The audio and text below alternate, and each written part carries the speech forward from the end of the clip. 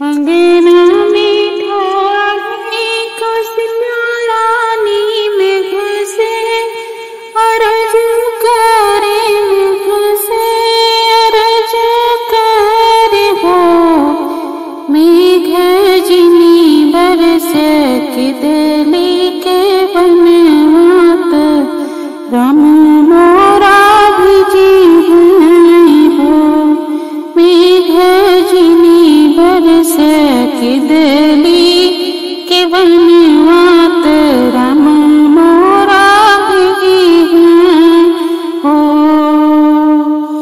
राम के भिजला पगड़ियात, लक्ष्मण चदरियात, लक्ष्मण चदरियान हो।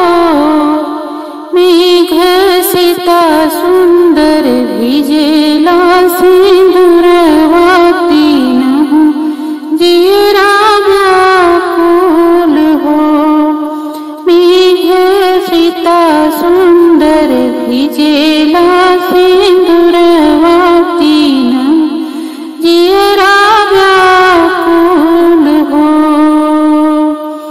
राम जी भिजले चंदन तार, लक्ष्मण बेलपत्र तार, लक्ष्मण बेलपत्र तार हो।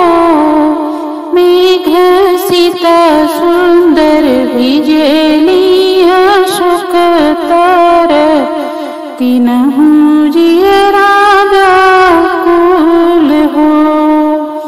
मेघ सीता सुंदर भिजली अशोक तार, तीनहु जियरा व्याकुल हो।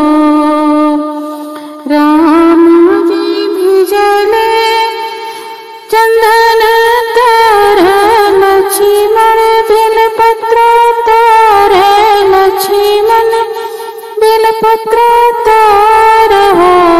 मेघ सीता सुंदर भिजली अशोक तार, तीनहु